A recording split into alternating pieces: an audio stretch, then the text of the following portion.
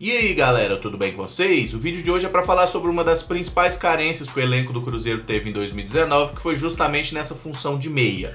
Além disso, a gente está vendo essas especulações recorrentes de que Thiago Neves pode deixar o clube para a próxima temporada. Então o grande questionamento de momento é como substituir o jogador se ele realmente sair, até porque a gente sabe, que o Cruzeiro já está precisando de um meia para disputar com ele. Então se ele realmente sair, nós vamos precisar de dois. Quais são as opções que o mercado oferece no momento? Desde o início eu já vou pedir para você deixar o like no vídeo, se inscrever no canal caso não seja inscrito, usar os comentários para deixar as suas opiniões sobre os atletas aqui envolvidos, e lembro que esse vídeo é feito com o patrocínio do OneFootball, que é o maior aplicativo sobre futebol do planeta, com mais de 20 milhões de downloads. Inclusive ressalto que estive em São Paulo nesse último fim de semana para ver o jogo festivo entre o time do Ronaldinho Gaúcho contra o time do Denilson lá no Ibirapuera. O evento todo foi muito massa, desde a visita ao Museu do Futebol, o jantar com alguns influenciadores e o jogo em si, que é o mais da hora de tudo. É muito louco a gente ver como mesmo depois que esses grandes jogadores param, a habilidade dos caras é muito acima da média. Os caras realmente sobram no meio da galera, e foi bom também ver o clubismo da torcida lá presente, que vaiou pra caramba o Sidão, goleiro do São Paulo, acho que por algumas falhas, digamos assim, o Fred lá do Desimpedidos, porque é palmeirense mesmo, e o Livinho, que digamos que não estava numa partida muito inspirada. E não é todo dia que a gente vê jogando assim perto da gente um cara que fundou um clube, como o Ronaldinho Gaúcho fez em 2013,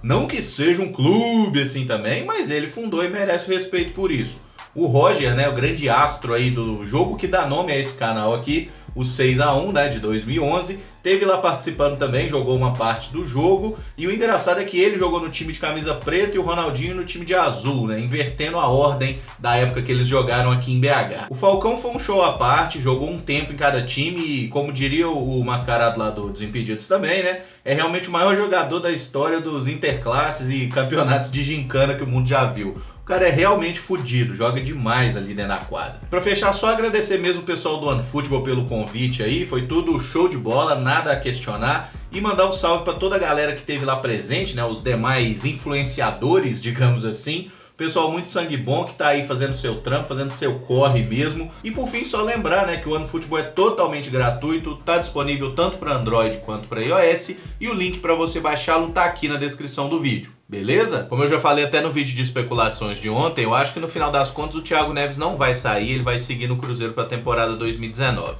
A questão é que da mesma forma que a diretoria do clube já está sondando outros atletas, a gente também pode fazer esse tipo de projeção, de observar o mercado e identificar jogadores que poderiam chegar ao Cruzeiro. As primeiras opções aí de jogadores para substituírem o Thiago não seriam necessariamente atletas contratados, mas jogadores que já estão dentro do próprio elenco. Inclusive essa seria a solução mais barata, digamos assim. Robinho e Arrascaeta, que jogam hoje abertos pelos lados do campo, já fizeram essa função de meia central. O Arrascaeta é um pouco mais meia atacante, o Robinho é mais meia armador.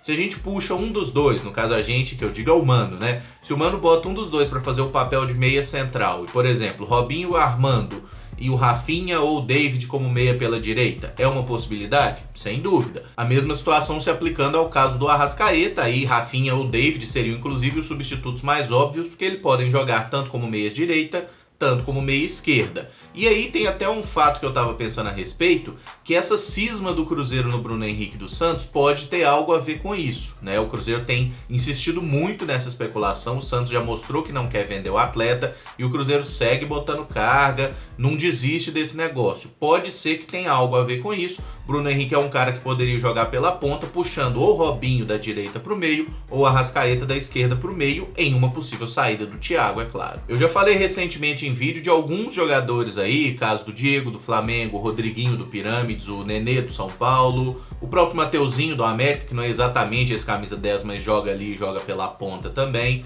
além de Everton Ribeiro e Ricardo Goulart. Esses jogadores eu considero que as negociações são muito difíceis, muito improváveis, e como eu já falei recentemente sobre eles, não vou insistir nesses nomes nesse vídeo. O Hernanes é outro desses casos, então eu resolvi usar esse vídeo para falar de jogadores, digamos assim, menos badalados e negociações menos complicadas.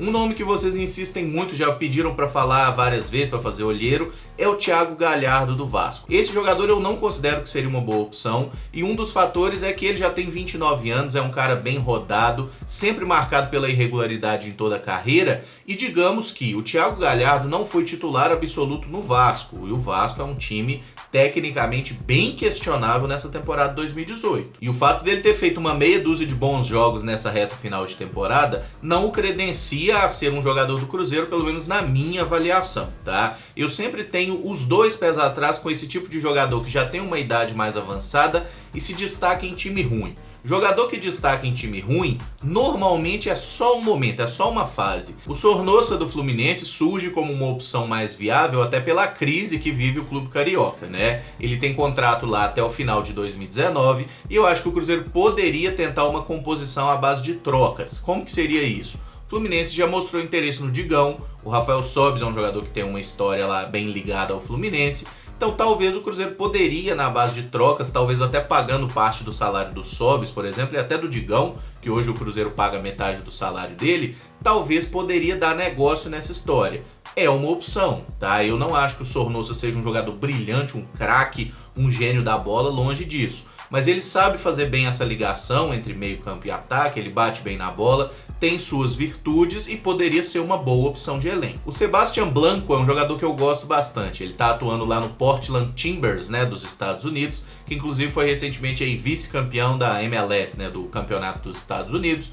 É bom jogador, ele é um meia criativo, já tá na faixa aí de 30 anos, já é um jogador experiente, rodou lá São Lourenço, foi pra Europa também. Eu gosto do futebol dele, é um meia habilidoso, lembra de certo modo até o Montijo, quando ele veio jogar no Cruzeiro aquela vez em 2010. Ele tava em fim de contrato, mas pelo que eu vi ele já acertou a renovação com o clube lá dos Estados Unidos, vai seguir por lá. E aí a gente tem que lembrar a questão da qualidade de vida, que também conta muito nesse aspecto, né? Às vezes o cara tem um salário até menor do que muitos jogadores no futebol brasileiro, mas o fato de jogar nos Estados Unidos, a tranquilidade lá de ter a família numa situação mais tranquila e tudo, menos violência, tudo isso também influencia. Outro atleta que eu gosto muito, que também está jogando nos Estados Unidos, é o Ezequiel Barco, que joga no Atlanta, que inclusive foi quem ganhou do Portland na final lá do Campeonato dos Estados Unidos. Mas o Barco, que é aquele menino que rebentou o Flamengo no Maracanã na final da Sul-Americana ano passado, ele não é titular absoluto no Atlanta nesse momento, mas o Atlanta parece que está perdendo o paraguaio lá, que é muito bom jogador, que está indo para a Inglaterra. Então o Barco provavelmente